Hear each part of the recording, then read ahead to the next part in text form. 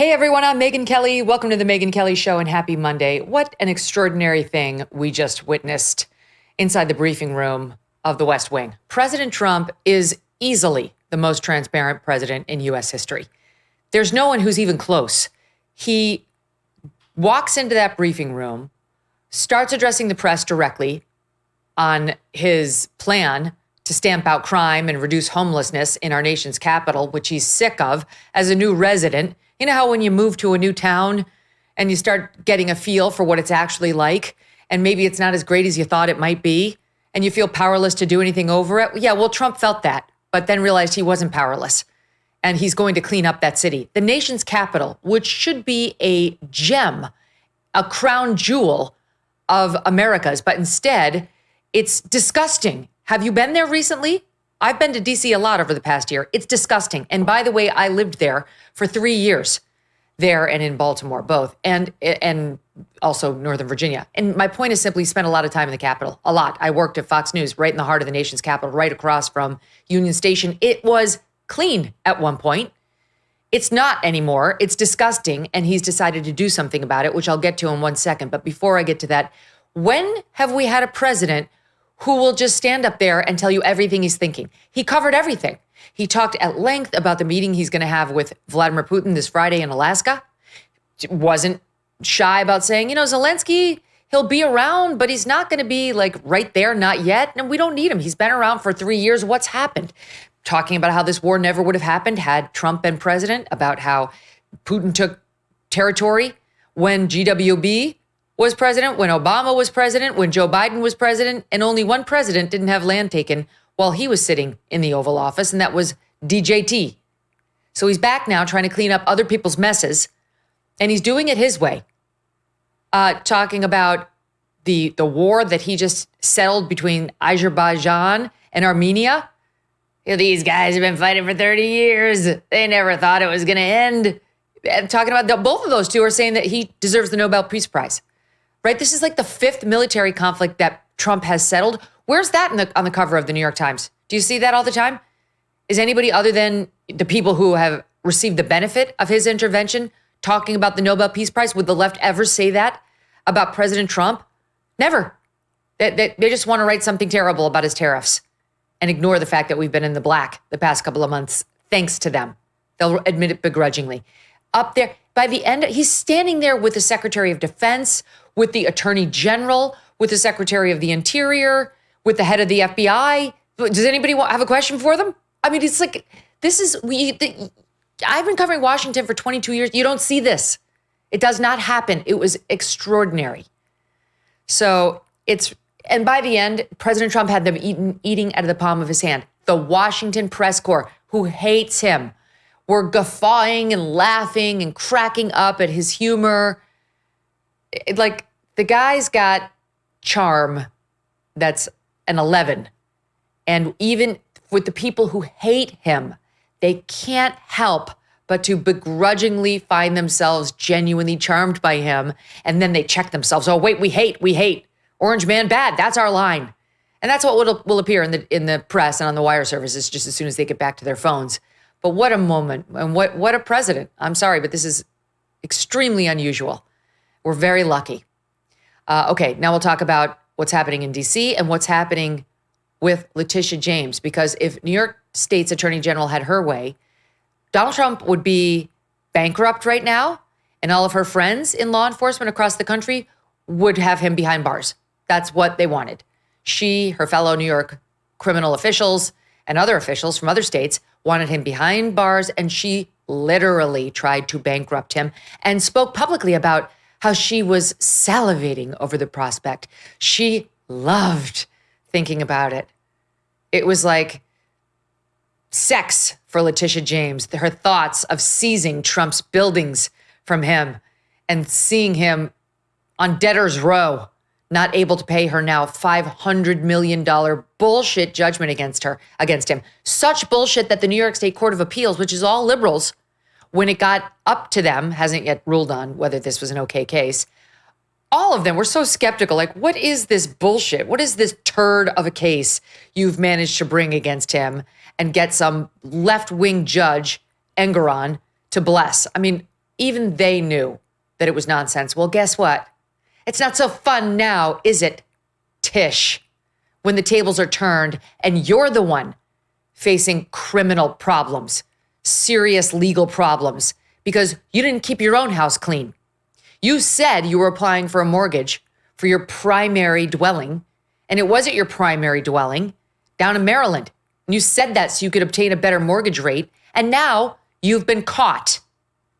She says it was all a big mistake, but she has her hands full right now. Okay, joining me now for a reaction to all this is Mike Davis, founder and president of the Article 3 Project, and Alex Marlow, who is editor-in-chief of Breitbart News.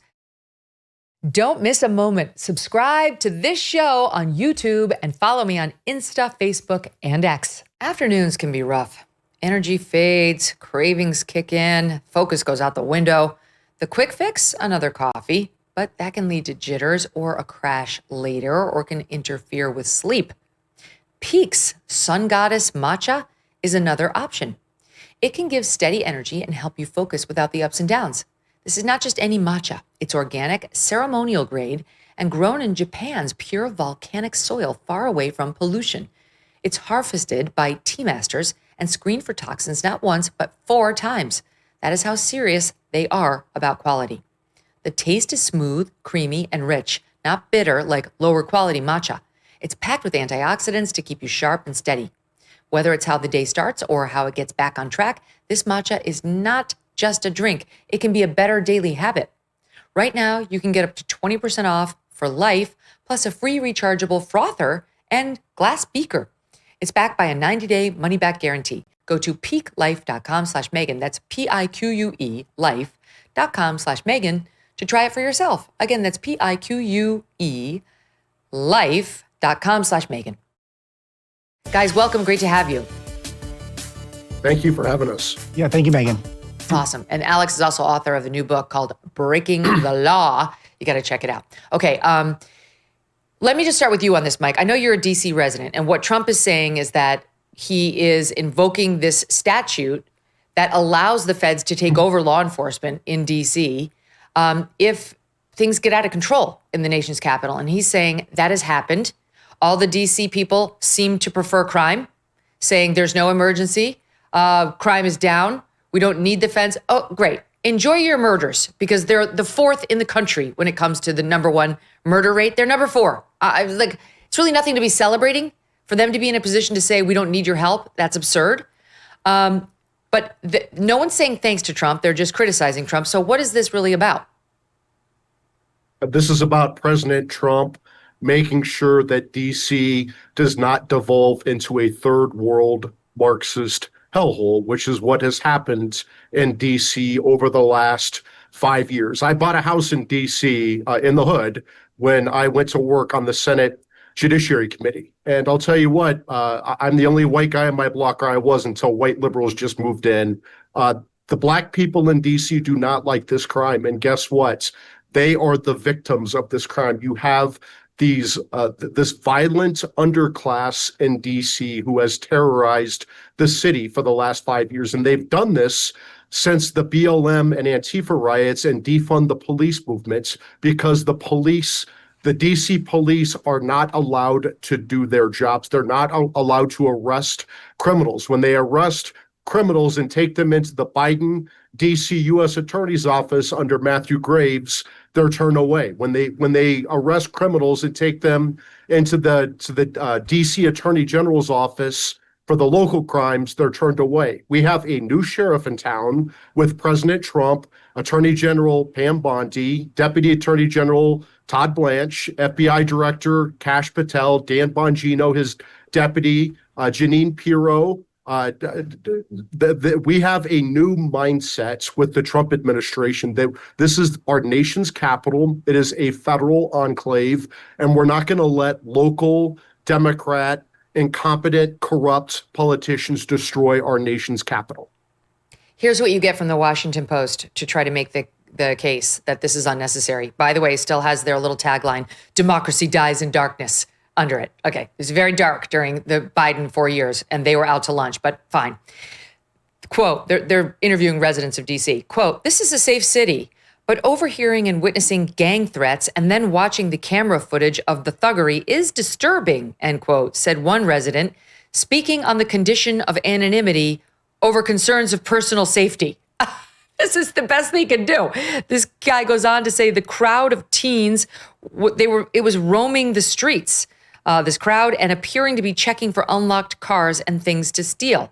But everything's super safe. I just need to stay anonymous while I say that so that I don't get murdered or attacked. I mean, Mike, I feel like DC is the beneficiary of the fact that Trump moved there. A very rich and powerful man happened to move there and said, this is not good enough. And my only question in watching Trump talk about this today was, how about the other cities? Because New York is practically still in my backyard. I moved to Connecticut, as you know. Baltimore is absolutely disgusting to the point where we've all been calling it Balta-less for many years. Chicago and its murder rate on the South Side, where blacks are killing other blacks and Hispanics like it's going out of style. The left never says a word about it. They seem fine with that. LA, same.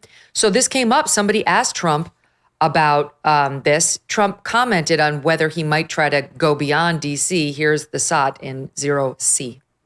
We have other cities that are very bad. New York has a problem. And then you have, of course, Baltimore and Oakland. We don't even mention that anymore. They're so far gone. We're not going to let it happen. We're not going to lose our cities over this.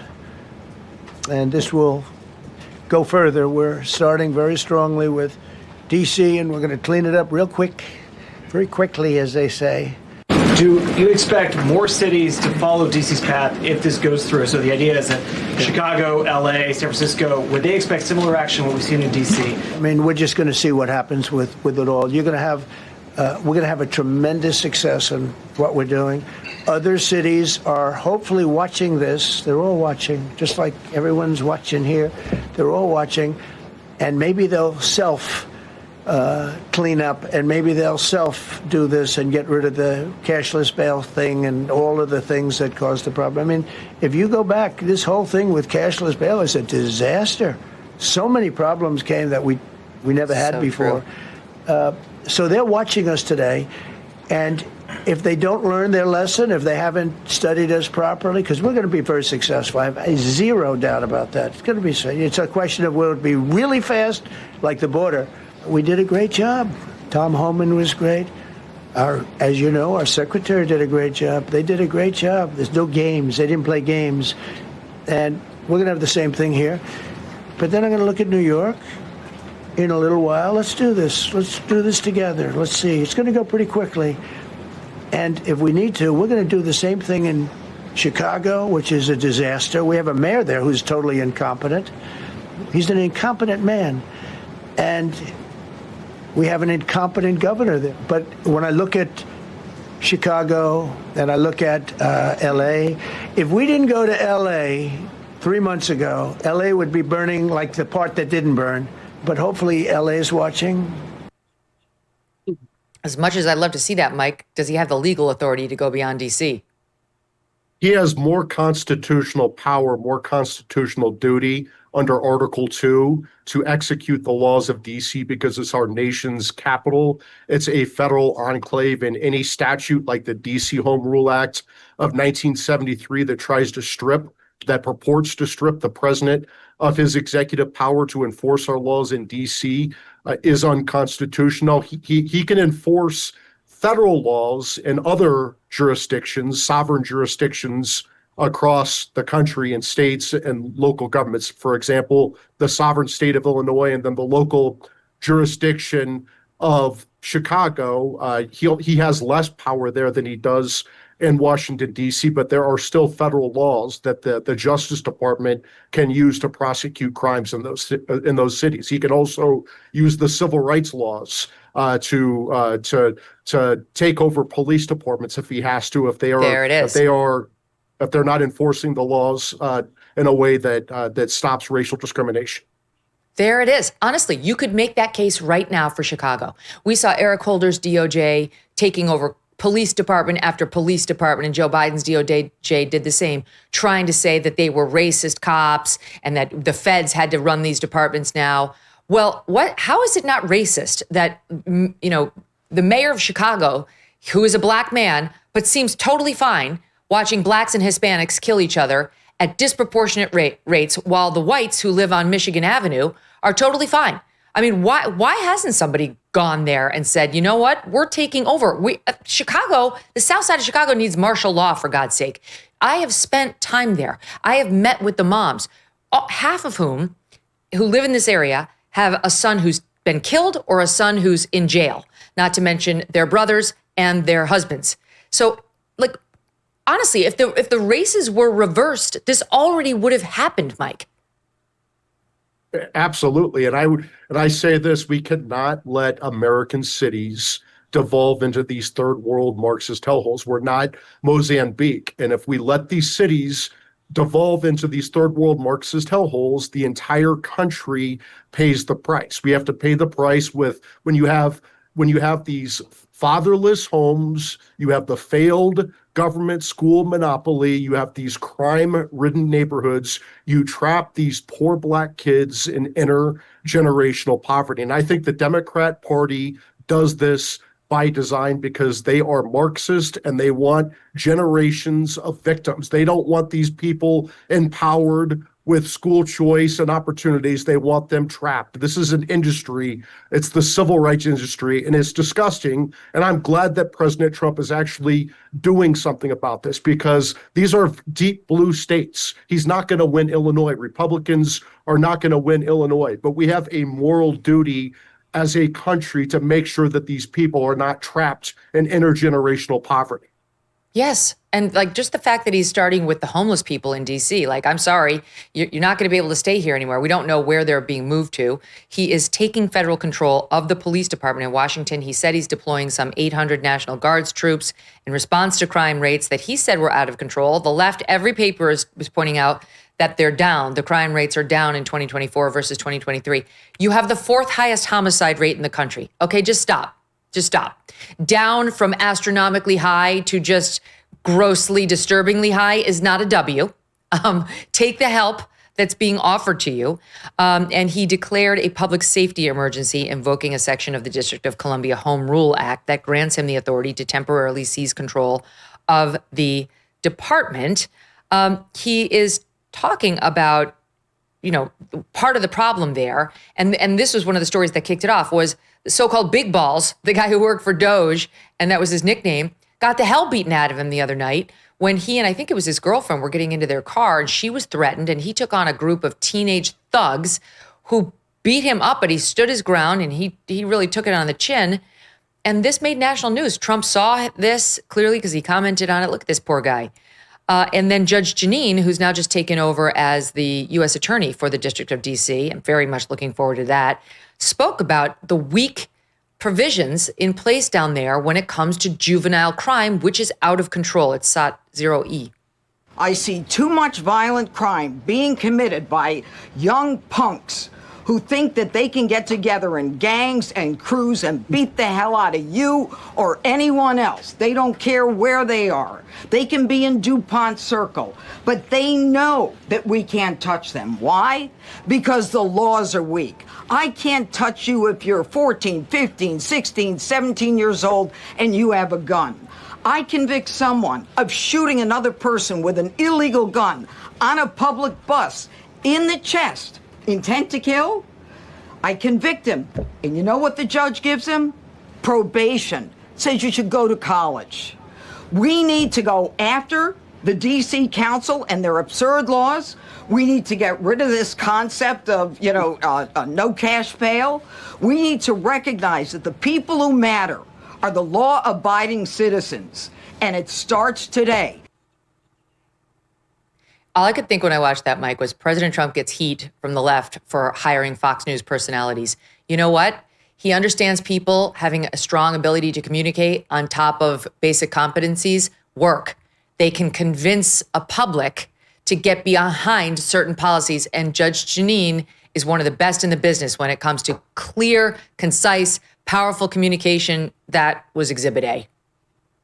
Yeah, I mean, and she's also been a state prosecutor and a state judge for, I think, 3 decades. Yep. So she's clearly the most qualified person imaginable to go in there and help President Trump clean up D.C. Look, this, again, this crime does not affect the liberals in Georgetown or Logan Circle. They can afford to have the security. This crime disproportionately harms poor Black people trapped in these Northeast and Southeast neighborhoods in Washington, D.C. So these Democrats who pretend like they care about Black people should get behind these efforts to clean up Washington, D.C. because it is poor Black kids who are getting shot, who are getting killed in Washington, D.C.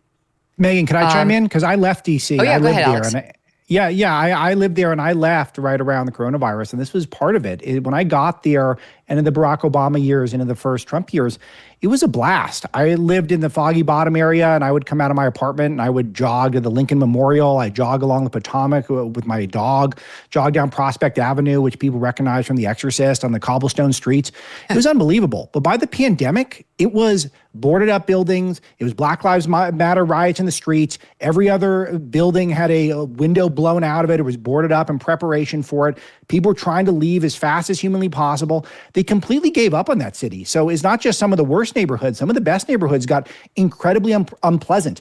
It is a absolute bummer to be in D.C., and I've spent enough time around the president to know he doesn't like bummers. He's a cheerleader for this country. He wants things to look good and to be presentable and to be classy. It's not classy what's going on there. It's a disgrace that is our representation to the rest of the world as our nation's capital. Since he's in a position to do something about it, it's so great that he is, because he wants our country to be excellent again and to be thriving. It's not thriving, our nation's capital. It's a disgrace right now. Exactly. I hope he does New York next. As a former New Yorker who still owns property there, he knows New York is a problem too. It's disgusting. It's honestly, you come to New York City and just look out your window as you come into the city from LaGuardia or JFK. It is like Calcutta. It's absolutely disgusting. The amount of trash, not to mention homeless people. By the way, when I lived on the Upper West Side for 14 plus years, the homeless people would chase us. I'd be in the park with my children. They would chase us in the park. It's not the way it used to be. And I always just sort of assumed this is leftist rule. This is the problem. It was fine under Giuliani, got better. Bloomberg did a good job. And then you had that communist de Blasio take over who ruined New York. And now we have Eric Adams, who did absolutely nothing to really help it. And we're about to triple down on stupid and put Mamdani in there. My point is simply, New York is a mess. And I never even considered that the feds might be willing to possibly help us. The only answer to that is yes, thank you. Although our leaders are too stupid. Just want to make another point. Let me give you a couple wraps of the headlines about Judge Jeanine, okay, after her confirmation. The mainstream media would had you believe that she was no more than a Fox News person. And by the way, it's fine to be a Fox News person, okay? I can speak to that personally. It's not very easy to become a main star on Fox News. You have to have a certain set of skills, which are valuable. But Judge Jeanine, there's a reason we call her Judge Jeanine. Like Mike points out, she's been a judge for years.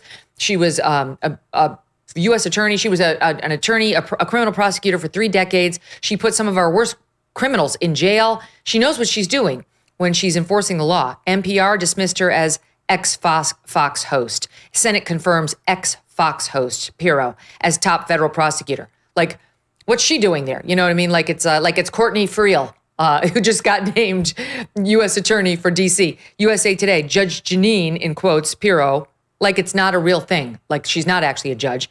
Pushed election falsehoods. Now she's Trump's pick for D.C. prosecutor, completely ignoring her legal background. ABC News. The Senate has voted 50-45 to confirm the nomination of former Fox News host Jeanine Pirro to serve as U.S. attorney for the judge. Is that her only qualification? She's just a Fox News. Is that it? They did the same thing to Pete Hegseth, ignoring his war background when he became Secretary of Defense. It's a way of dismissing people. It's ridiculous and it's disrespectful. Okay, so here's the facts, though, by the way. In the 90s, she stood up one of the first law enforcement sting operations against sexual predators on the internet. In 1977, she helped create the Domestic Violence and Child Abuse Bureau in Westchester County. She was the first ever chief there. She created an Elder Abuse Bureau to prosecute crimes against the elderly. Her reputation was so widely known that online predators referred to suspected police officers in the internet chat rooms as Pirro's boys. I could go on. She's the real deal. So F these people who try to diminish her.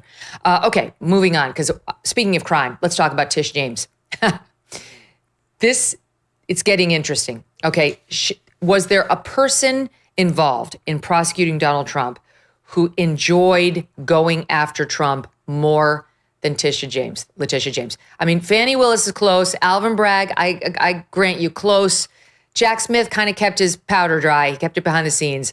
Letitia James was numero uno. And I'll just give you a walk down memory lane before we get what's happening to her as she was campaigning for New York State Attorney General SOT 3. I will never be afraid to challenge this illegitimate president when our fundamental rights are at stake. I believe that the president of these United States can be indicted for criminal offenses. Will you sue him for us?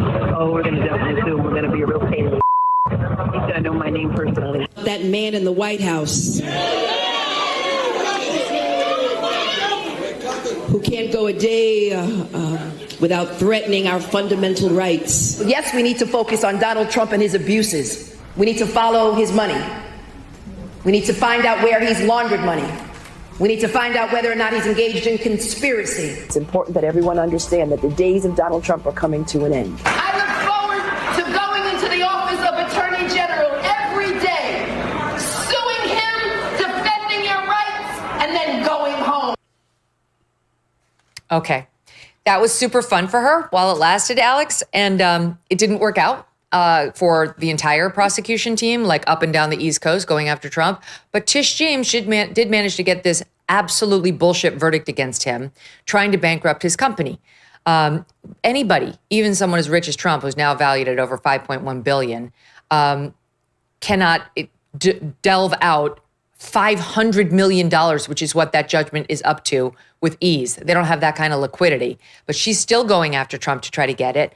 And now she spent how many years lecturing us on how no one is above the law? And it's a principle that's come back to bite her in the ass. So explain what's happening. This is totally glorious. And thank you, Megyn, for reaching out to me. It happens to be my book, Breaking the Law, just came out this week, where I spent a year investigating these cases against Trump. Each one of them was worse than I had anticipated in terms of the political persecution of Donald Trump. And it is superhuman that he survived it and won the election. And I call for a number of investigations, probably at least a dozen, and there will be more. So I got good news for you. This is the beginning. We are just getting started with the investigations.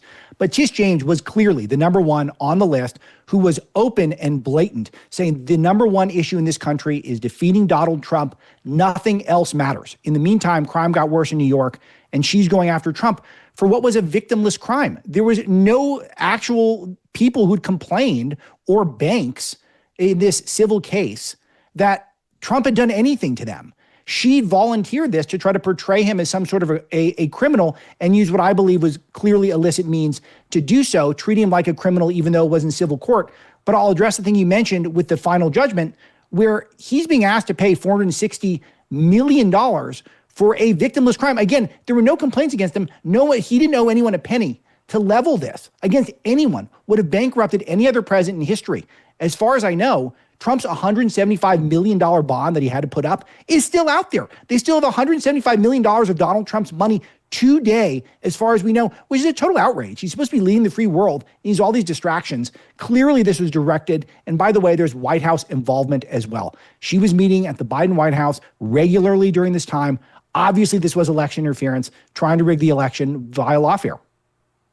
That's exactly right. So, Mike, she was out there time and time again saying no one is above the law and talking about salivating, looking at his assets, like his building at 40 Wall Street. Here it is in SOT 7, just as a reminder.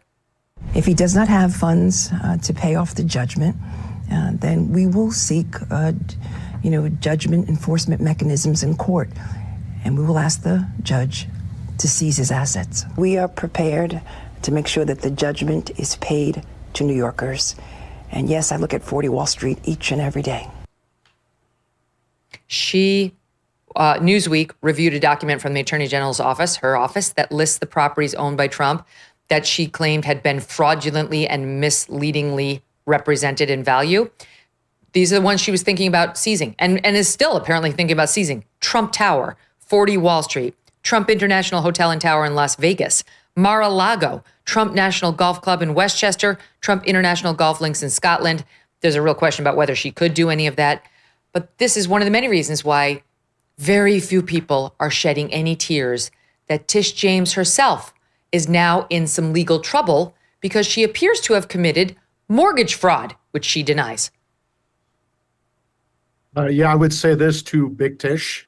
You better lawyer up because nobody is above the law. We know that she applied for a mortgage in Virginia in 2023, and she said that this home mortgage was for her primary residence. The problem is that she was the New York Attorney General, and under New York statutes, you have to be a resident of New York. So I don't know how you could be a resident of New York under the statute and have your primary residence in Virginia in 2023. And she has bigger problems than just mortgage fraud. As we've been discussing on your show, Megyn, for 3 years now, since the Mar-a-Lago raid, these Democrats, politicians, and operatives engaged in an illegal criminal conspiracy against rights under 18 U.S.C. Section 241 when they politicized and weaponized their offices to go after President Trump for non-fraud, for non-crimes. And they tried to bankrupt him with Tish James and Arthur Ingeron in New York for paying back sophisticated Wall Street banks on time, in full, as agreed, with interest, with the sophisticated banks required to do their own due diligence. They tried to throw President Trump in prison for life 4 times for non-crimes. They tried to take him off the ballot unconstitutionally in Colorado and Maine and elsewhere. And the Biden regime tried to take off President Trump's head when they underfunded his Secret Service protection twice and said that he was the gravest threat to democracy. And President Biden said to put a bullseye on President Trump's head. The hunters from before the election are now going to be the hunted for the next 4 years. And so I hope they understand that retribution is a crucial component of justice. It restores the victims and it's a powerful deterrent. So justice is definitely coming. I agree. I completely agree. I had this debate with Alan Dershowitz before the election, saying they will not learn unless it's done to them. No one's talking about making up crime. It's just if we kick the tires and we find some, you're not getting a pass because you invented some. Coming after Donald Trump. You created crime out of whole cloth where none existed. If we want to kick the tires and find crime you actually committed or appear to have committed, you're going to have to deal with the full force and effect of the Trump administration DOJ. Alex, your thoughts?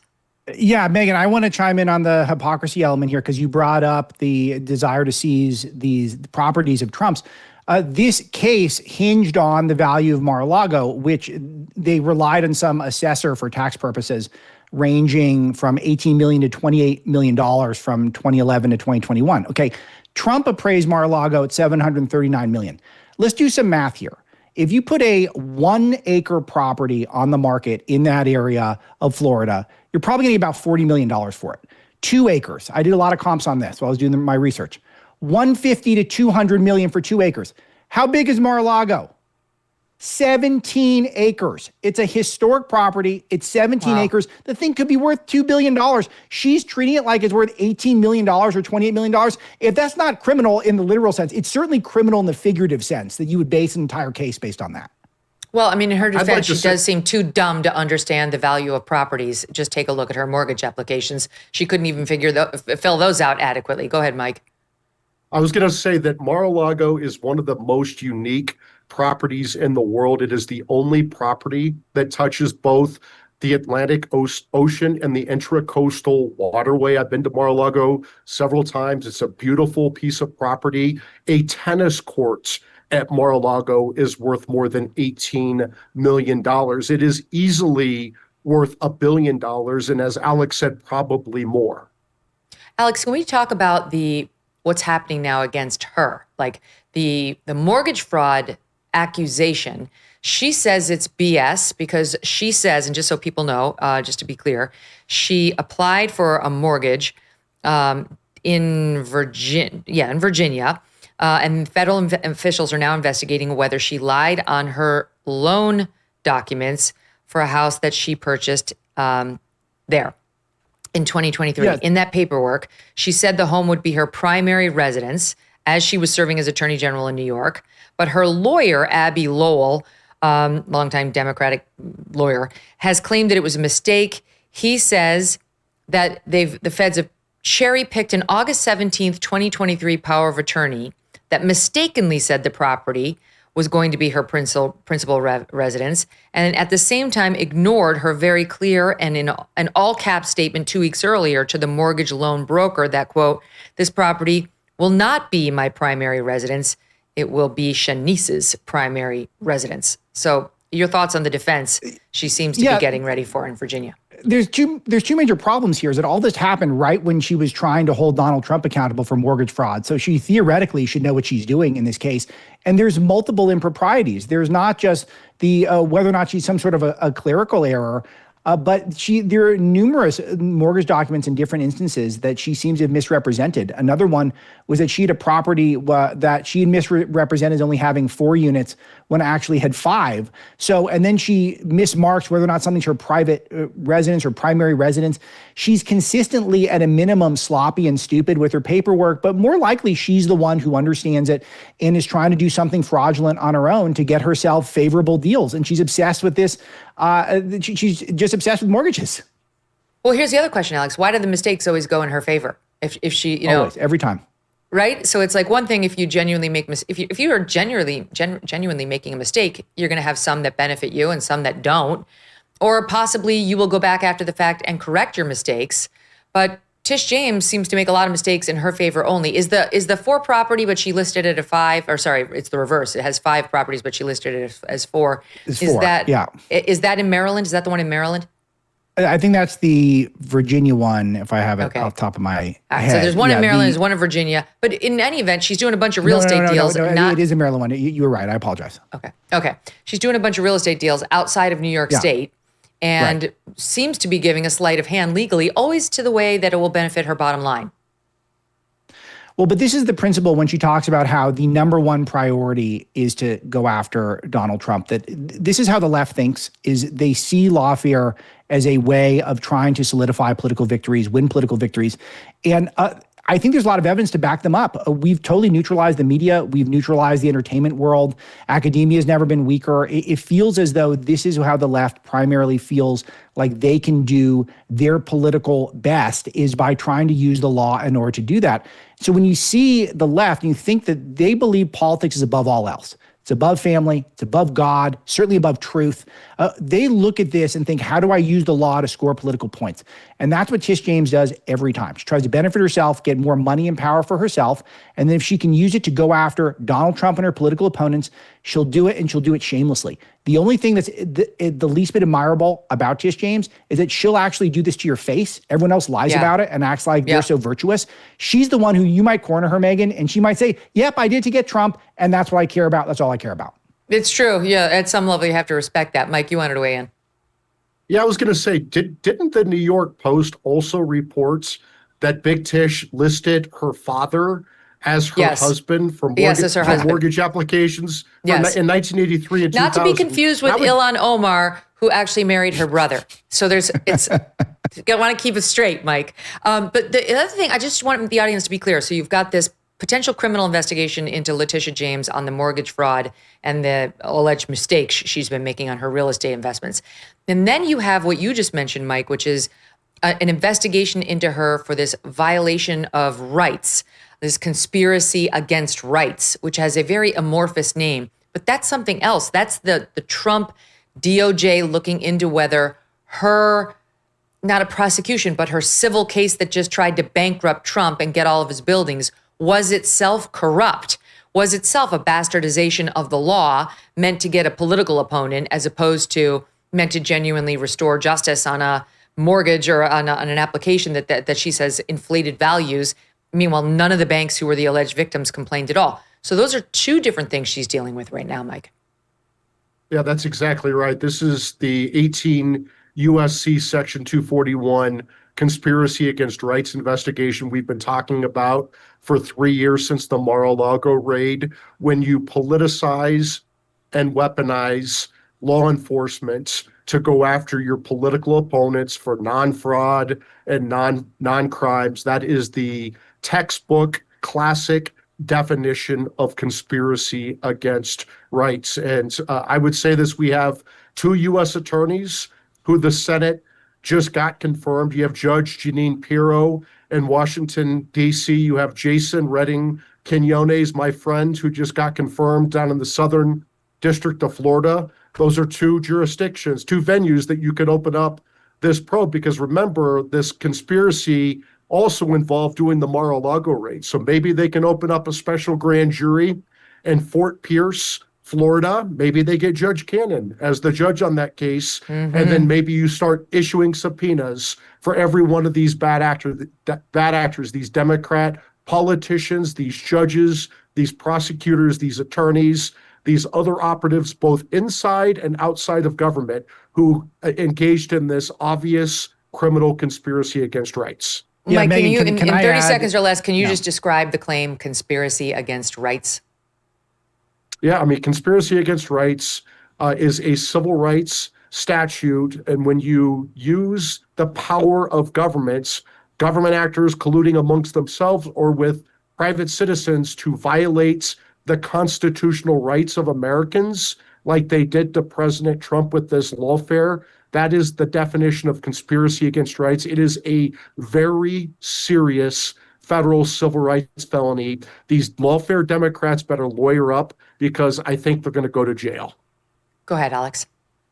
Yeah, I think that this is the one I'm more excited about, much more so than the mortgage one. The mortgage one's fun, but this is the big one to me. This is actually justice being served for President Trump and his supporters, where she tried to subvert our democracy in the 2024 election by trying to bankrupt the standard bearer of the Republican Party. And she did this by taking novel legal approaches if you're being charitable, doing stuff that's extra legal if you're being less charitable, as I would. In the meantime, she's having these illicit White House visits. She's treating Trump like a criminal, but in civil court. Theoretically, that she should be representing people who complaints against Trump. No one complained. The banks love dealing with Trump. They wanted to continue to do business with him. And she's out there leveraging a cruel and unusual punishment. That is cruel and unusual punishment, a $464 million victimless crime fine. No one's ever seen that before in history. The definition of unusual and cruel. No one else could survive it. Clearly, she had no regard for Trump's civil rights. And this is what I want to see prosecuted more than anything else. Just as a reminder on that case that she, quote unquote, won with Judge Engoron against Trump, here was Kevin O'Leary speaking to the implications of this ridiculousness. Watch. I'm shocked at this. I can't even understand or fathom the decision at all. There's no rationale for it. I would never invest in New York now, and I'm not the only person saying that. What about new money like this that I'm talking about, like a $4 billion data center? Not a chance I would put that in New York. Zero probability. Never. Every investor's worried because where is the victim? Who lost money? What does this say about the bar, the legal bar in New York? Aren't they going to question this judge? What is this? $355 million, and there's dollars as a penalty, and there's plus interest at 9%, and there's no victim? This is not a Trump situation. This is a New York problem now. Mr. Wonderful telling it straight. All right, I want to get a couple of other legal issues addressed here before we wrap this up. J.D. Vance speaking out this weekend on possible Russiagate indictments coming. Molly Hemingway over at the Federalist was saying she thinks we should be calling this Obamagate. I don't think she's wrong. That's a better word for it. It is Obamagate. It's Obama who redirected the intelligence community to give him an intelligence assessment that dovetailed with his own personal beliefs, which were fake, by the way. He knew they weren't his sincerely held beliefs, about Trump working with Russia to steal the 2016 election.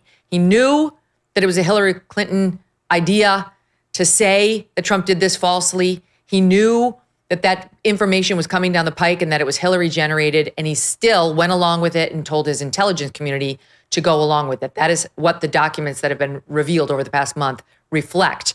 He denies it. Here's J.D. Vance talking about where now the Obama piece of this, in other words, investigating the people who perpetrated Russia on us, where that's going. Sat 9. I absolutely want to see indictments, Maria. Look, of course, you've got to have the law follow the facts here. You don't just indict people to indict people. You indict people because they broke the law.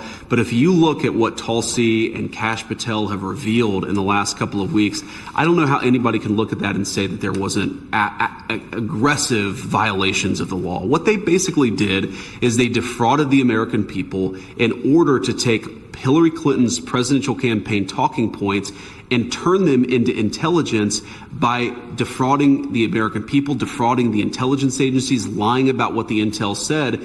They would take something that supported a Hillary Clinton campaign talking point and they would overemphasize it and exaggerate it. They took anything that actually contradicted that narrative and they buried it deep. And through that, they actually laundered Hillary Clinton's presidential campaign talking points through the American intelligence services. That's a violation of the people's trust. That's a violation of what our intelligence services should be doing. And I absolutely think they broke the law. And you're going to see a lot of people get indicted for that. Whoa, there was the news right there at the last minute there, Mike. Wow. You're going to see a lot of people get indicted for that. Do you believe that? And what do you think, besides conspiracy against rights, what would be the potential criminal charges? Well, let's step back. And we've been talking about this for 3 years. This is all part of the same conspiracy. Hillary had her illegal home server as the Secretary of State with not only our nation's most classified secrets, which is espionage, but also with her Clinton Foundation pay-for-play foreign bribery scheme. She's doing official acts in exchange for tens of millions of dollars going into the Clinton Foundation, possibly, right? And so she got caught with her illegal home server. She took a hammer to the phone. She took bleach bit to the server. She thought the evidence was gone, but maybe, just maybe, the Russians and the Chinese and other foreign adversaries hacked her server and were going to release it before the 2016 election. Hence why Perkins Coie, her outside law firm, worked with the intel officials. They made up the Russian collusion hoax. They got illegal spy warrants on the Trump campaign because if this came out before the 2016 election, they wanted to be able to say this was a campaign dirty trick by the Trump campaign. And you said, that's crazy. How could you think that? They did the same thing with Hunter Biden's laptop from hell of the Biden family corruption in 2020. The 51 former intel officials worked with the CIA. They deplatformed the New York Post. This lawfare against President Trump is because he declassified and was going to release Crossfire Hurricane. That's why they're trying to destroy him. That's why they tried to almost get him killed. That's, I mean, among other things, are basis to have this case go forward in South Florida, which would be much better. I don't think we have to spend too much time on it, Alex, but much better for the Trump administration than Washington, D.C., where they will win nothing. Yeah, and this is one of the patterns here, is that a lot of cases are just decided once the judge and jury are impaneled, depending on the region. The judge shopping is out of control. I spoke to President Trump about this personally, and he's outraged about it. But there's not an easy fix. The best fix is just keep winning elections wherever we can, and that's a long-term process. It's winnable, but it takes a while. But the reason why we need to have accountability, particularly for Russiagate, is the downstream effects of it. One thing I just learned recently is that the one criminal conviction of Donald Trump, the Stormy Daniels case, which was another totally bogus case, a lot of it was based off of Michael Cohen. The FBI got its warrant to surveil Cohen's Gmail via the Justice Department, the special counsel, Robert Mueller, for the Russiagate investigation. If there wasn't a Russian collusion hoax, then the U.S. Attorney's Office of the Southern District of New York might not have gotten access to Michael Cohen's Gmail, which is what they based the one criminal conviction of Trump off of. So no Russian collusion hoax. That means no criminal conviction for Trump, no convicted felon branding, no onerous appeals process he's probably thinking about right now and should be leading the free world. All of that stuff is related to Russiagate, which is why accountability is necessary. How soon would you guess we'll see indictments, Mike? I don't know how soon we'll see indictments. I know it's been publicly reported that there is a grand jury investigation. I imagine that with Jason Redding Quinones getting confirmed as the U.S. attorney down in the Southern District of Florida, there may be a separate grand jury investigation down there. He's a good patriotic American. His family escaped Cuba. He doesn't like Marxists. He doesn't like Marxists who politicize and weaponize the government to go after your political enemies. So I imagine Jason is going to be doing something down there. Okay, before I let you go, I want to play you this. It's a little off topic, but I got to get your reaction to Beto O'Rourke, perpetual loser down in Texas, weighing in on what they're going to do when it comes to immigration if the Democrats take power again at SOT 17. Next time we win power, we're going to drive that car like we stole it. We're going to legalize every dreamer, every dreamer's parents, every hardworking American doing backbreaking work that makes this country so goddamn great in the first place. Oh, my Lord. Mike? I think that whoever is running for president in the next 4 years, whether it's JD or Rubio, whoever else, should take that video and play it on a loop for the next 4 years before the next presidential campaign. Alex, you've seen this too, right?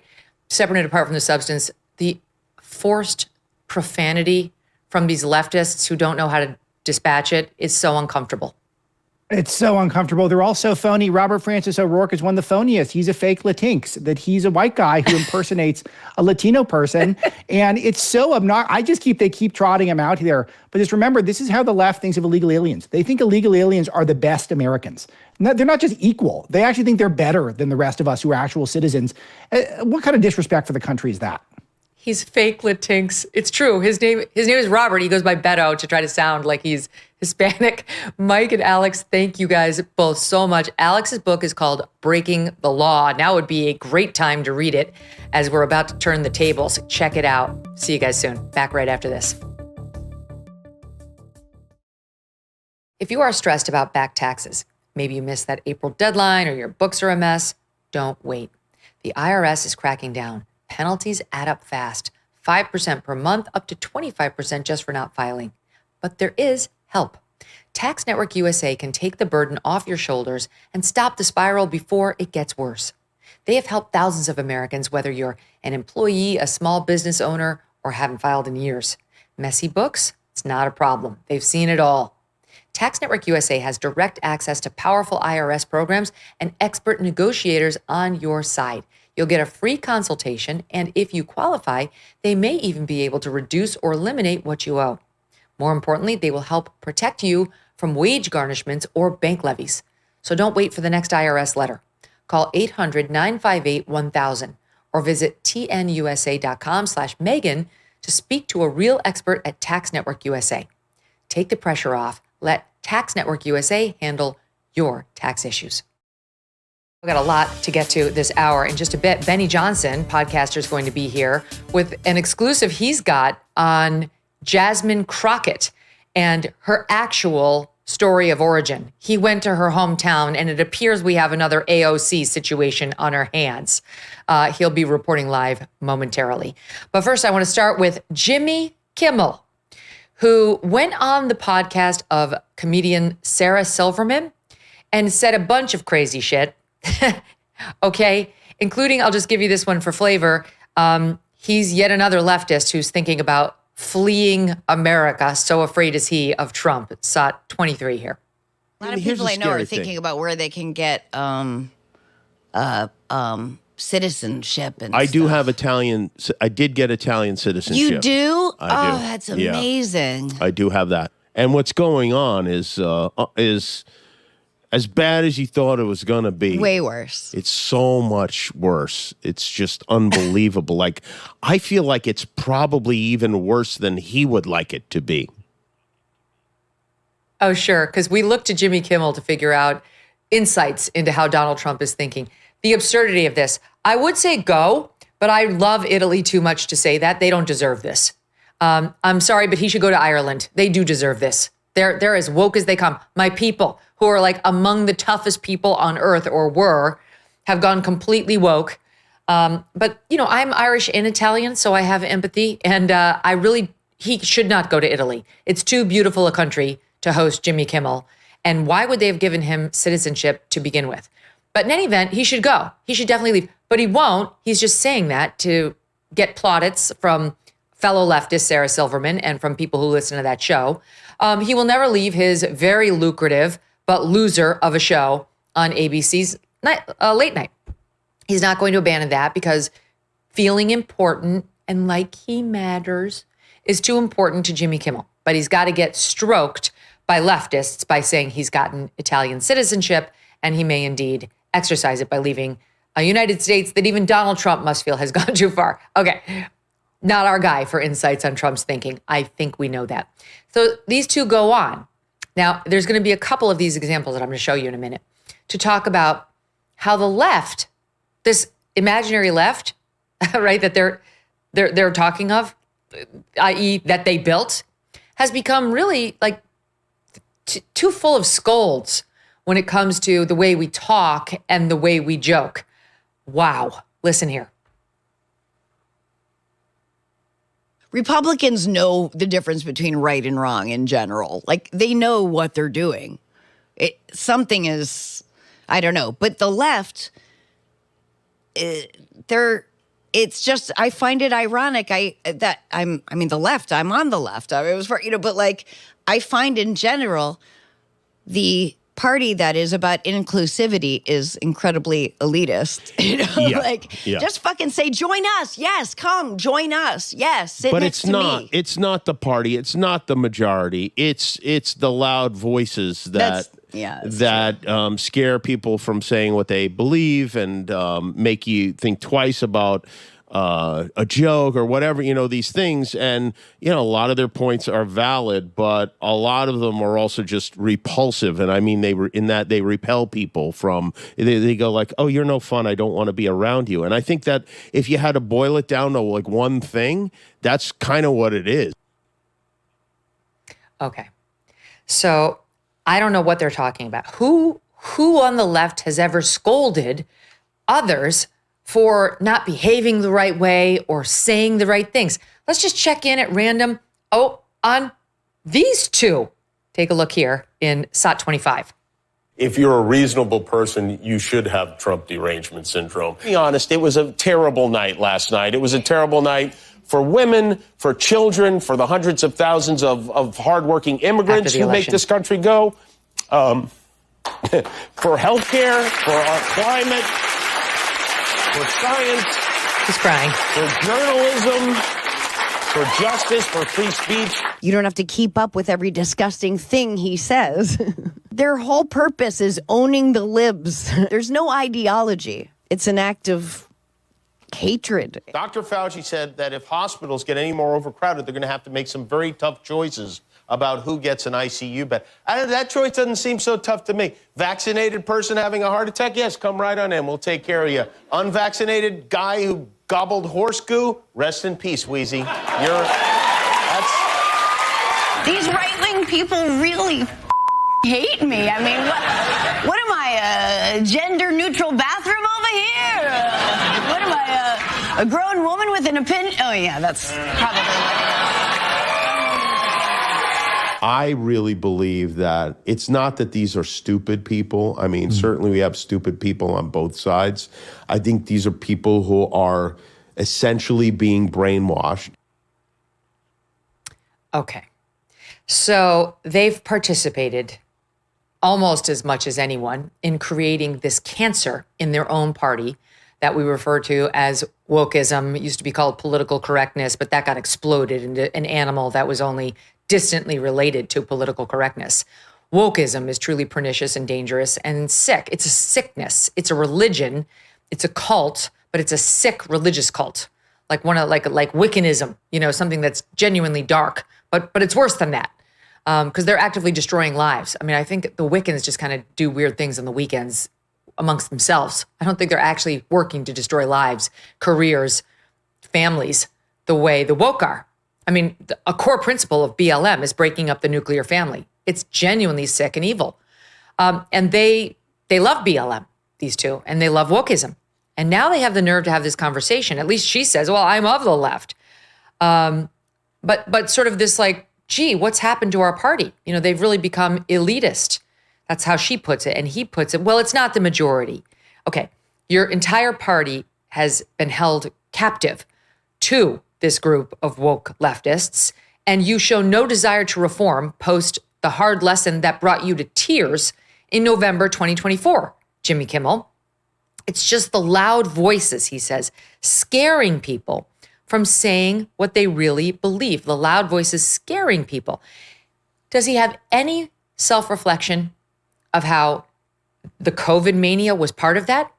And he was scaring people about their hesitation not to get the vaccine, scaring them that they might not get hospital care for heart attacks if they didn't get the mandatory vaccine that he wanted shoved in their arm?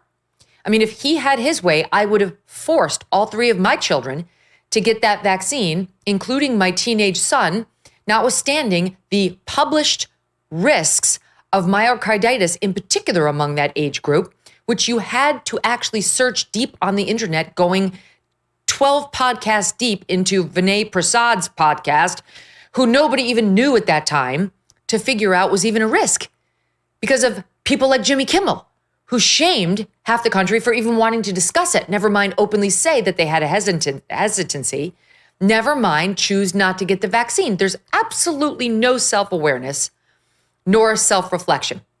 So these two now say that there are certain people in their party who repel people. Okay, who is it, Sarah Silverman? Is it the people who scold that you're not allowed to believe there are only two biological sexes and that men cannot become women? Are those the people you're talking about? Because I think they qualify as people within your party who repel others.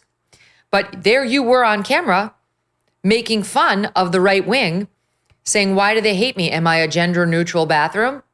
You dismissed criticisms of this gender ideology like they were right-wing nutcases. You were hashtag part of the problem. You suggested Republicans are all sexists, saying the reason they hate you is you're a woman. Did you pause to think maybe that's part of the problem? I'll tell you what they're really talking about, because they have contributed on all of these things, on guns in Jimmy Kimmel's case, on the gender stuff in his case and Sarah Silverman's case, on the woman issue in his case and on Sarah Silverman's case. Here's what they're really upset about. Here's what they really want to do. They both have actually worn blackface repeatedly in Jimmy Kimmel's case, and the worst kind of possible blackface you can imagine in Sarah Silverman's case, minstrel show blackface.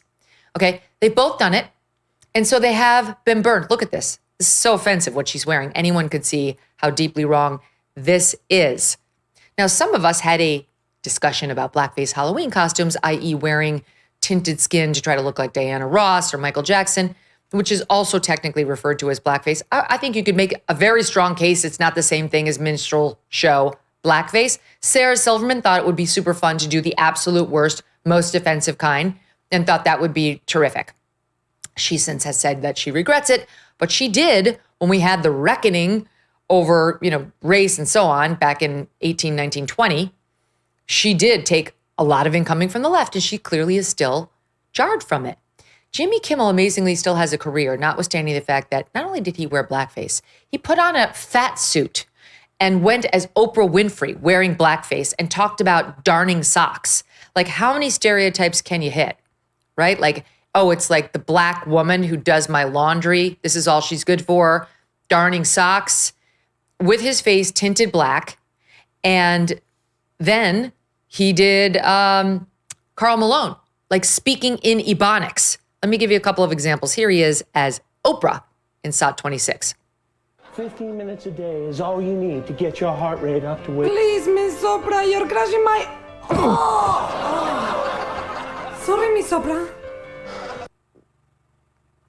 Okay, so there he is, incorporating the fat joke into it too, which, according to his people, you're not allowed to do that. You can't body shame, right? You're not allowed to body shame anybody. You have to be body positive about anybody who's fat. Hello? And then here he is doing Karl Malone, the basketball player, SOT 27. Now, Karl Malone never seen no flying saucer himself, but if he do, that's going to be a spooky time. Okay. So that's what they're talking about. They don't want to be scolded for their blackface Halloween costumes. This is their same crew, by the way, pushed for my cancellation at NBC just for talking about blackface. I've never worn blackface. Never. Not a single stitch of that kind of makeup in my life. These two donned the absolute worst forms of it while openly mocking black people. They're fine. They have their careers intact. And now they want to lament the liberal scolds in their party who make it uncomfortable for others and who repel people. They're talking, though, about themselves. You see, they want it both ways. They want to be able to wear their blackface Halloween costumes and not get scolded for it, but they still want to scold you if you won't get the vaccine or if you vote Republican because you must hate women and be against trans people. So fuck off if you're a Republican, but if you are on the left or the right and want to scold for blackface, tisk tisk because I'm trying to figure out their rules. It actually would have been a much more interesting discussion if all of that could have been addressed and they could have been super honest about it, but don't hold your breath. That's not going to happen. All right. It doesn't fall too far afield from a discussion that Drew Barrymore had on the Bill Maher podcast. And Bill, his whole show prior to Real Time was called Politically Incorrect. He's a liberal who has never been politically correct and hates wokeism, which is why on the Venn diagram, to steal Kamala Harris's favorite term, there's a fair amount of overlap between Bill and those of us on the right. And he had on Drew Barrymore, this again on the podcast, and listen to what she said in SOT 28. You have a lot of bravado about what you think is the truth or not, but it's just so refreshing. Like, you were doing this before it was so dangerous. Still dangerous. And it is just way too dangerous now, but you're still doing it. It's slightly less dangerous than it was 2 years ago because we did have a vibe change. And because the Democrats lost so badly in 2024, the blush is off the rose on left-wing censorship and, oh my God, you can't say that. Stop telling me what I can do, what I can say, what I can think, who my heroes are supposed to be. Just get the fuck off of me. Okay, so he's saying what he's always said, to his credit. He's been very consistent. But there you have Drew Barrymore. Drew Barrymore talking about how it's still too dangerous to speak out with your real opinions. So what are her real opinions? Because just like Jimmy Kimmel and Sarah Silverman, she's been fueling the fire of wokeism for years. Who could forget how she humiliated herself next to fake, quote unquote, woman, meaning a man, Dylan Mulvaney, who came on her show and was treated like Jesus. Thrilled to meet you. I really am. This is, it's very personal for me in a world where we're all trying to figure out who we're supposed to be. The risk, the bravery, where do you find the strength to keep being the joy? Well, I think having my chosen family and the people that I love to take care of me. It's interesting because I look at someone like you and I can't imagine anybody disliking you. Oh, please. Do you want to know, ironically, she's on her knees, who dislikes me the most sometimes? Who? Myself. Oh, me too. Oh. And, but... Oh, they're hugging. I guess... On their knees. You've asked me now, You've asked me, what I would do to combat the hate, right? Yeah. But what do you do? Still on their knees. Okay, that's a great question. Now, I You're doing it a lot cross-legged. longer than I have. Another thing that you're making me realize is to not carry on in spite of others. I'm sorry, I just realized that I'm sitting on the floor with Drew.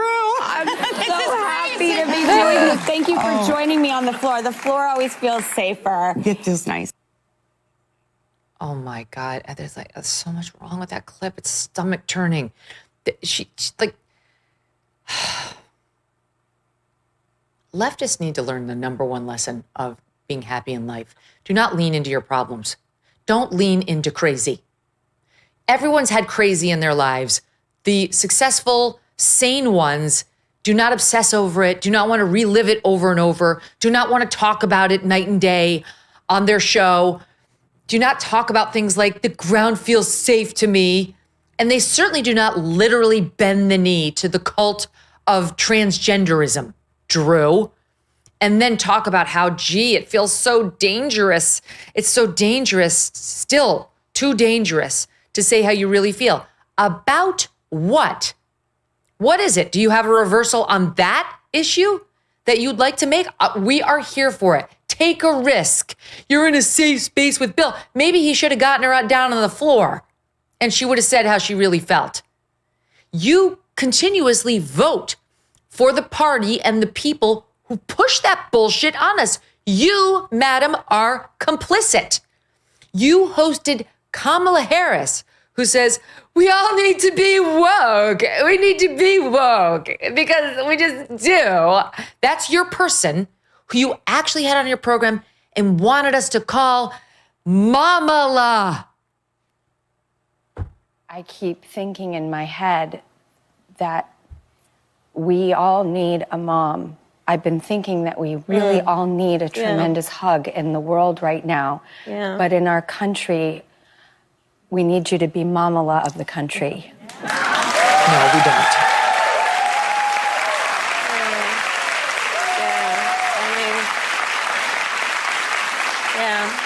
Shaking her head, yes. And as a woman who respects so much and wants to share and wants to be confident and has no ounce of me that has competitiveness. Yeah. When we lift each other up, we all rise. That's exactly right. Oh my gosh. That's right. That's right. That's right. However, we need a great protector. When we lift each other up, we all rise with the mouth quivering, just like the hideous to Dylan. Where do you find the strength to keep being the joy? Where do you find the strength to keep being the joy? Oh my God, she's too far gone. This is what happens when you become a Hollywood actress as a child. You lose your id. You don't know who you are. You're just floating. You're like the Martian, the astronaut disconnected from the spaceship. You're just adrift in space, untethered. You don't know who you are. Where do you find the strength to keep being the joy? He's not joyful, okay? He's a sick person, Dylan Mulvaney. He, I believe, may have had his penis chopped off. He's taking massive amounts of hormones. He's pretending that he is something other than what he is. And I believe, and many others believe too, because he really wants to be famous. He's been wanting to be famous for many, many years. He wasn't able to make it as a man or a gay man or a non-binary man, and now has gone full Eloise. And that's something that you think is brave, and you celebrated it openly on your show and told others that they should too. The nonsense about, who dislikes me the most? Me. Oh my God, this woman has a national platform where she's passing on this craziness to God knows how many viewers. And then we all need a mom? Like, how crazy is that? No, we don't. No, we don't. We all had a mom, believe it or not. Some were good, some weren't great, some were amazing. I'm lucky enough to be in that category. I certainly don't need my politician to be my mom, okay? Not at all. We joke about Trump being daddy because that NATO Secretary General referred to him as such. And it's sort of a joke, like dad's home. He's not actually our dad. And by the way, I lost my dad when I was young. Never have I actually thought Trump was my daddy. And Kamala is not our mommy. Now I realize Drew Barrymore has an effed up mom who put her into the spotlight at this young age and let her do drugs and drink when she was, I think, in the single digits or like 12 at the oldest. That's a sickness, right? She's platformed these people. She leaned in and woke. Now she wants to get away with on Bill Maher saying it's too dangerous to say how you really feel. About what? You are the one who's been fueling the fire that you now seem to be calling dangerous. I mean, just like the hypocrisy. Be yourself at a minimum in front of all crowds, okay? If you've changed, then own that.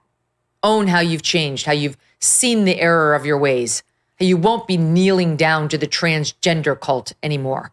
And I'll listen to you. A lot of people have evolutions. I will listen to you. Right now, I think you're just saying what you think you need to say to be popular with Bill Maher's audience. And I abhor that. Here's another comment by Bill on some ladies on The View, SOT 31. I love Whoopi and Joe. Those are the two I really know. And I did it like a year ago. And I liked everybody. But like, I don't know if they're really... at this moment, the best advertisement for women. They just... it's a format, that show. They say some things that are just, like, not helpful, like, say, to elections. I mean, it's just, Yeah, they actually are sitting on the floor.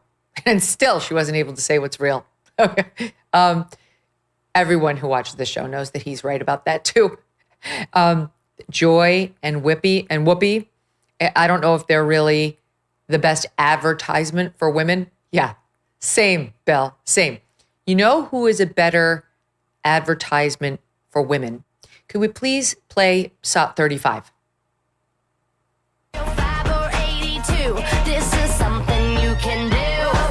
Pop it, lock it, polka dot it, countrified it. This is Clemson's Tri-Delt sorority. Side to side, jump to the left, stick it, glide. Zigzag, cross the floor. Dancing together, cowboy boots, cowboy hats, jeans, shorts, in unison. Sexy, gorgeous, and obviously smart. That is a better representation of women. Literally nobody is looking at Joy Behar saying, that is how I want to be when I grow up, or Whoopi for that matter. There was a time when Whoopi was a big actress. She was in Ghost. She was in a very funny movie called Jumpin' Jack Flash, which I genuinely enjoyed back in the day, and who didn't take herself that seriously. And even when she first joined The View, realized that she was kind of a joke there, that no one really cared what she thought. She was kind of there to be like sort of the Meredith Vieira type character and anchor the show, kind of host it and let the others say their opinions. But now she thinks her political opinion is really important. How she won't say Trump's name. And somehow she thinks that's going to like erase Trump. Who's looking at that saying, I want to grow up to be just like that? I mean, very few. By the way, that sorority trend is all over X and TikTok right now. And it's all these sororities, mostly at these SEC schools, recruiting. It's like Pledge Week, Rush Week, whatever. I have a dear friend whose daughter actually happens to be at Clemson. She's not in Tri-Delt, but she's in a different sorority. And they go back early. And they put on Rush and they recruit. And what you see coming out of these girls is these amazing recruiting videos and efforts trying to say, it's fun to be a young woman. It's fun here. Come join our sorority. Yes, some of them are over the top with like their material values. There's an article in the New York Post talking about it, not at Clemson, but at some universities, they go so far you have to have like a Cartier watch or what. Okay, no one's condoning that. But the vast, vast majority of these videos are young women who are loving being young, smart, and beautiful. And it's awesome. People online are trying to attribute the jean shorts to this Sydney Sweeney ad. I think you've gone too far, people. All right. This is the kind of thing that requires choreography weeks in advance. I'm sure they had their outfits ready and jean shorts were a thing before Sydney Sweeney. I do not think this is a Sydney Sweeney thing, as happy as I am about her ad. I think this is a young women of America are happy to lean back into being hot and together and free and unmasked in every way, right? Like these kids going to school now, they were part of the COVID generation. They got screwed 5 years ago by the COVID nonsense, whether they were in 8th grade or 9th grade, something important got taken away from them and they are free. They are free. They're done dealing with that bullshit and they're not afraid to show their sex appeal. They're not afraid to go and get a great college degree and possibly join the work world or go and get their MRS degree and meet a husband at a young age and have a great family early on when they're the most fertile. Right on, sisters, do it. Do it. But I love their confidence. I love their sass. I love their leaning into their, just how saucy they are. Like I said this about my daughter. She was playing tennis and she was like, in the middle of the sets, she was kind of bouncing. She didn't take much of a rest. She didn't sit down on the bench. She was still kind of just having fun on the court, like hitting the ball up on her own racket. And I was like, she's only got 14,000 miles on her. And she's just different from someone like me who's got a lot more. That's what I see when I look at these girls. They got 19,000 miles on them. And they're energetic and they're joyful and they have a zest for life. And they're with their sisters and would-be sisters in these sororities. And I watch it. I'm uplifted. I love to see them out there doing it and leaning in and saying to other young girls, come here, be part of it, have fun, enjoy your youth. Don't labor around lamenting whiteness and the Palestinian plight and self-flagellating like you're going to get at so many of these universities. College should be fun. Yes, you're going to learn some things, but let's be honest. Like, unless you're like pre-med, are you really going to hold on to anything you learned in college? Only Michael Knowles did. His big brain holds on to everything. But most of us go for like another 4 years where we can mature socially, we can make social connections and contacts. We can, let's face it, I hate to say it, but like more formalize the separation process from our parents. And yes, provide some sort of foundation, academic foundation for next steps, for our real jobs that are coming our way. Why would you go and like spend your time in these, 10 Tifa cities saying you better divest from Israel or, your university's going to get felonized. We're going to break its windows and we're going to spray paint the buildings and we're going to harass Jews. My God, it's sick. Right? Or we're going to do BLM marches where we talk about how racist and terrible this country is. We're going to tear down statues and we're going to say we want to be communists and we hate our parents. My God, what I see when I see these young girls is joy, possibility, like an element of frivolity and temporary carelessness, which young people need. They have a lot that they could be worrying about. I mean, I'm worried about what kind of jobs my kids are going to get with AI, aren't you? How is the next gen? How's Gen Z going to wind up gainfully employed with like realistic possibilities of earning enough money to have homes and raise kids? With the explosion of AI, it's hard enough right now at the beginning, at the advent of AI. In 10 years and 15 years, how are they going to work? Let them have their carefree moments. In any event, those are the kind of women that I look up to, that I admire, that I applaud. Not Whoopi, not Joy. And once again, Bill Maher is right. We'll have more on that in the coming days. There's a great thing happening in Hollywood too. It seems to have gotten the message. I mean, case in chief is Sydney Sweeney is not canceled. But we'll have to hold that because we have a very important report coming your way on Jasmine Crockett, and Benny Johnson will join us live with that right after this break. Here's one way to clean up your medicine cabinet this season and replace toxin-filled conventional products with more natural ones. Propolis Immune Support Throat Spray and Propolis Plus Vitamin C Liposomal can be must-haves in the medicine cabinet as seasonal germs start to hit. Did you know that germs can enter through your nasal passages just as easily as through your mouth? Propolis Nasal Spray is a great non-toxic swab for other over-the-counter drug-filled medications. It's non-habit forming, it's natural, and it has antimicrobial benefits. Beekeepers Naturals makes clean, non-toxic products that actually work. They never use harmful ingredients like red dye number 3 or other synthetic dyes or artificial flavors.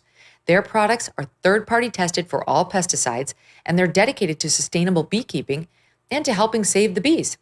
Beekeepers Naturals is offering you an exclusive offer.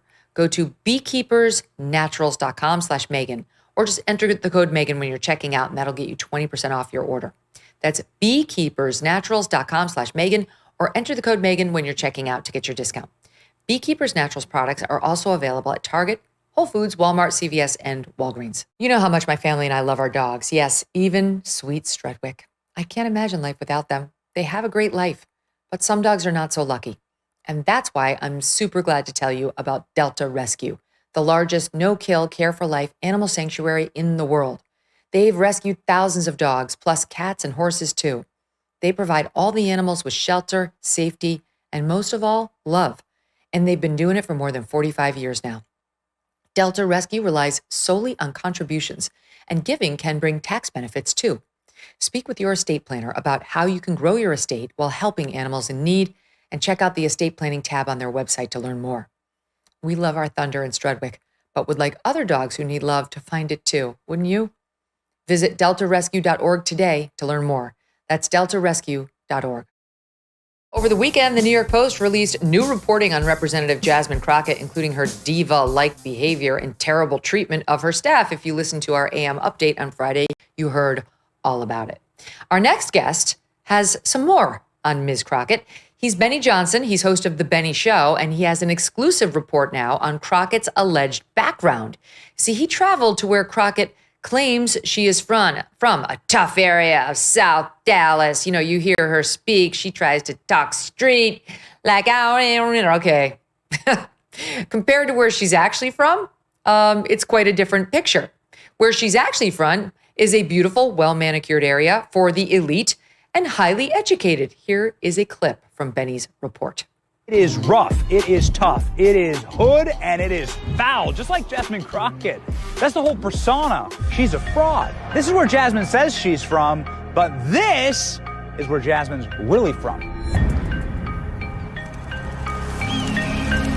Welcome to St. Louis, specifically the Republican suburbs of St. Louis, with the mansions, country clubs, and private schools. This is where Jasmine Crockett was raised. We're talking quiet suburbs, manicured lawns, college brochures in the mailbox. And this is where Jasmine Crockett went to school. It's called the Mary Institute and St. Louis Country Day School. It's one of the most prestigious institutions in the entire country, also one of the most expensive. This is the #1 school in the entire state of Missouri. It costs $35,000 per year to attend high school here. And the reason why is because the average test scores here guarantee your placement in an elite college institution. It's one of the best preparatory schools in the world. Did your high school have its own private Wimbledon? Did your high school have its own aquatic center on site? Did your high school have its own private dock and pond teeming with colorful fish and wildlife? I think not. OMG. After graduating from this elite country day school, Jasmine Crockett was immediately accepted at another elite institution, Rhodes College in Tennessee. Jasmine went on to attend and graduate from the University of Houston Law Center. In total, Jasmine Crockett's elite education cost close to $1 million. Benny Johnson joins me now. Benny, this is unbelievable. We have another AOC on our hands, and you did the same treatment to her. Yes. Okay, so here's my question for you, Megyn. Maybe you can help me diagnose this. You're a bit of a doctor on these things. What is with the working class stolen valor with elitist, left-wing, insufferable, narcissistic women? I don't understand it. First, you have Kamala Harris saying she worked the fries, which, of course, everybody at McDonald's will tell you is totally fraudulent. She never proved any of it. And then you have AOC saying she's a girl from the Bronx. That's an absolute bona fide lie. She grew up in a $500,000 house in a leafy suburb north of the city by 90 minutes. A wonderful, very clean, very safe neighborhood. And now you have Jasmine Crockett, who, Megyn, I don't know where you come from, but I can tell you where I come from. Jasmine Crockett grew up so much more elite and wealthy and privileged and pampered than anyone that I know. She's so egalitarian. She's so silver spoon.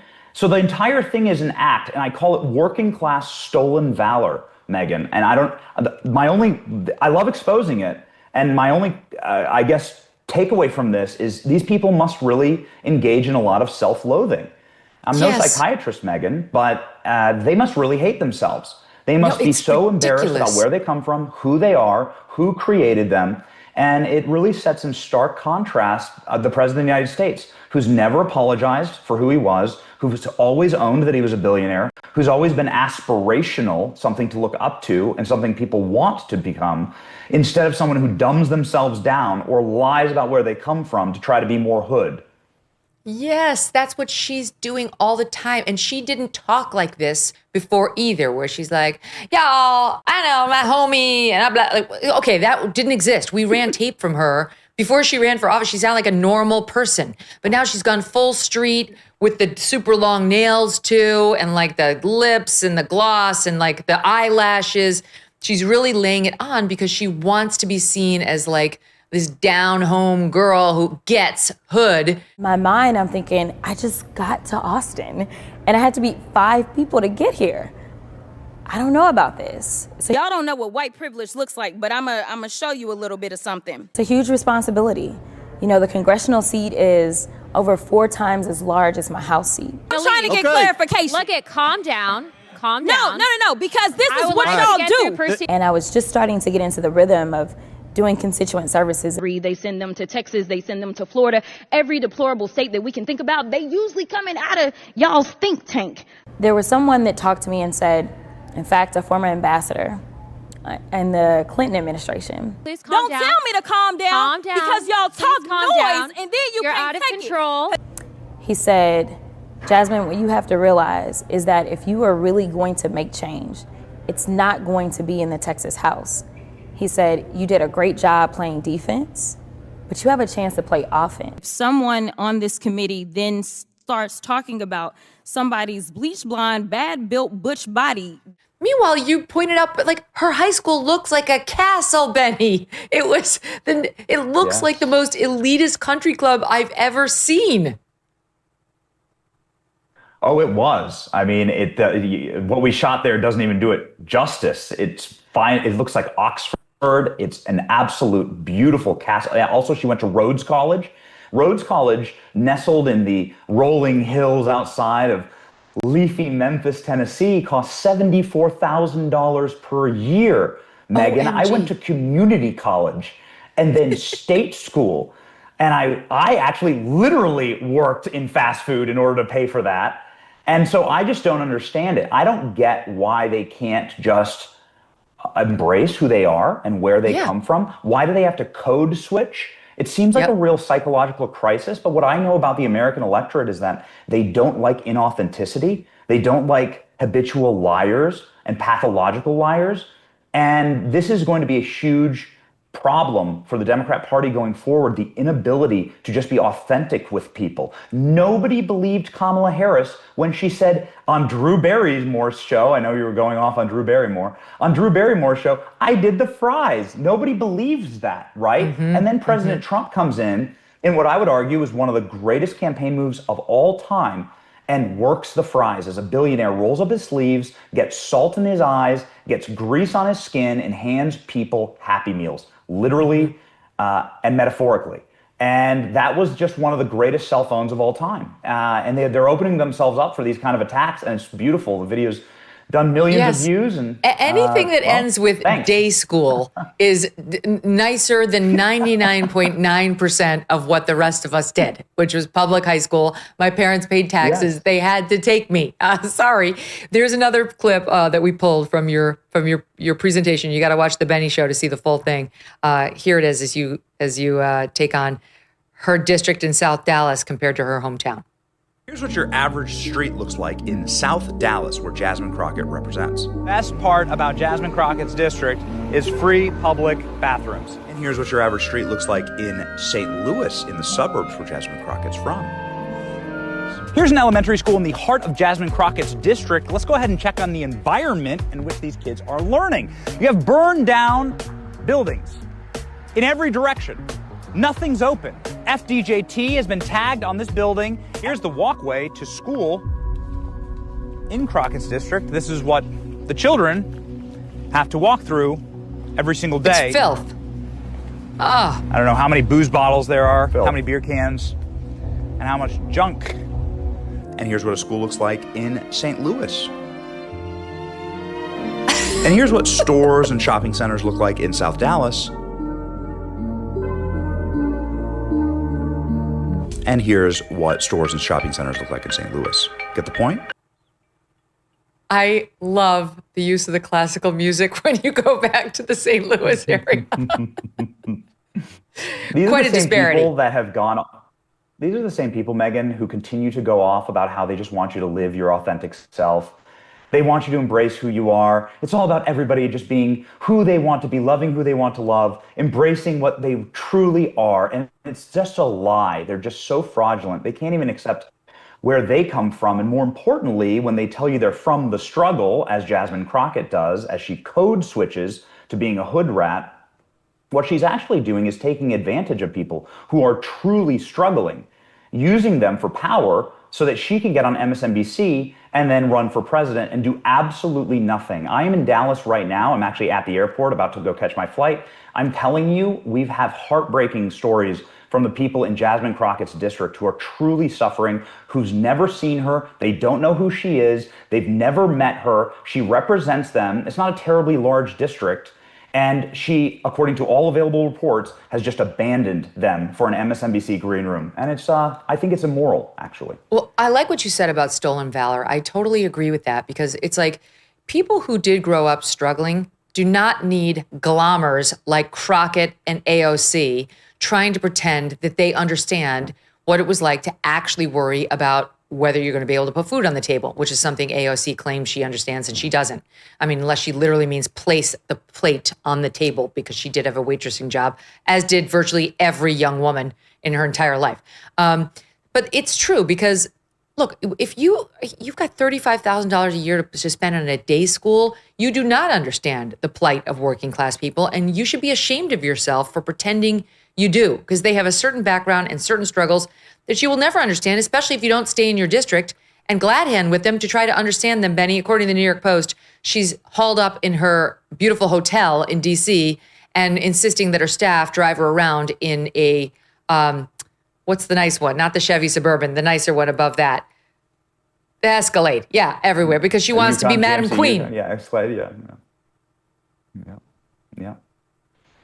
Yeah, well, I mean, it actually makes a lot of sense, her entitlement and her elitism. When you read that New York Post article, I'm sitting here in Dallas doing this piece, and when you read that New York Post article, you're like, well, this is actually where the elitism comes from. Somebody who begins their life with nothing and comes from nothing is going to treat people very nicely. If they're shining shoes at the airport, if they're serving them a bag of fries and a Big Mac, you're going to treat that person with dignity and respect.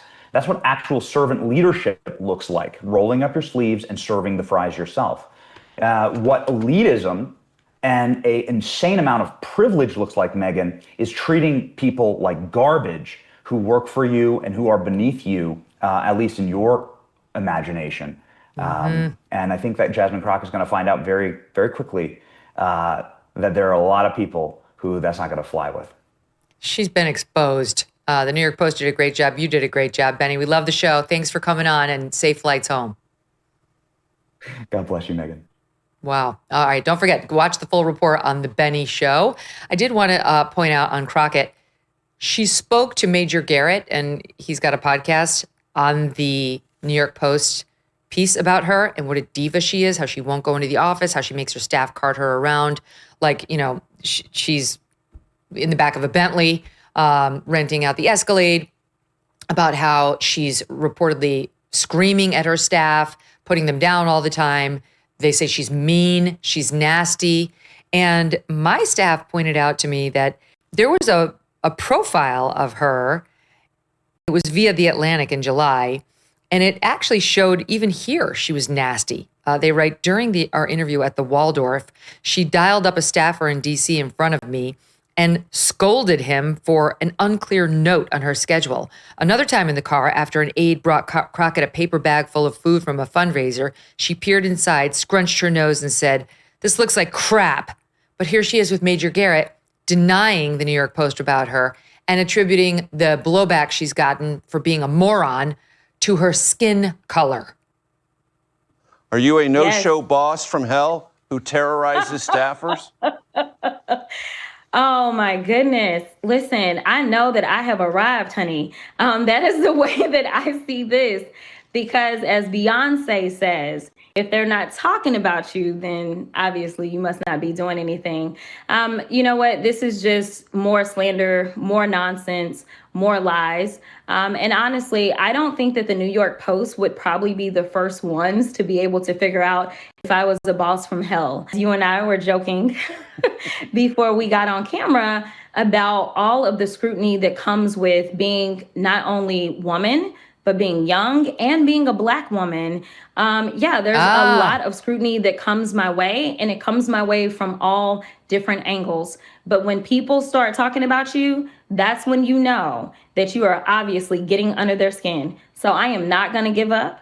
There's a song that I like to quote every once in a while. It says, "Your hate is my motivation." So keep hating. All it does is motivate me to continue to do what I do, which is to be loud and proud on behalf of the American people. We don't hate you. We don't care enough about you to hate you. We just see that you're a fool. You make a fool out of yourself virtually every day. That's why we talk about you. We're laughing at you. We're making a mockery of you. You're making a mockery of yourself. It's not hatred. You really should learn to distinguish between those two different emotions because you're receiving one in droves, and it's not hatred. You can act, like you're Beyonce all you want. You're not. And just like her, you can play the victim when you're not. But you're going to have your hands full with people laughing at you because you behave so foolishly. And the fact that you're a diva bitch behind the scenes, so much worse. You're not even beloved by your staff. Like, you alienate everyone. The people who know you best don't like you. The people who are just glancing at what you're putting out there publicly don't like you. So who likes you? It has nothing to do with your skin color either. There was a Republican star named Mia Love, who happened to be a black woman, who rose in the halls of power in Congress. Unfortunately, we lost her last year to cancer. But Mia Love didn't attract this kind of negative attention. So if it were just your skin color, that would have happened to her too. But it didn't. Why did it happen to you? Because you're an idiot. I'm sorry, but that's why. Because you act like an utter fool. You want attention for all the wrong reasons. That's why, according to your staff, per the New York Post, you sit on your ass in your hotel room and you expect things to be done for you and brought to you, and you want a slave crew instead of hardworking people around you supporting you. That's never going to work. It's not going to work for you or anybody else in Congress. You've been outed. You can laugh about it, but this won't be the first. You haven't been in Congress very long, and if your staff's already turning on you, this will be the first, not the last. Good luck with that. It seems to me you've already peaked with your $35,000 a year high school education and your $75,000 a year college education, and now you want to act like an oppressed victim because of your skin color. People say negative things about you. Good luck with that path, Jasmine. Back tomorrow with Andrew Cleveland. There's a lot more to discuss. We'll see you then.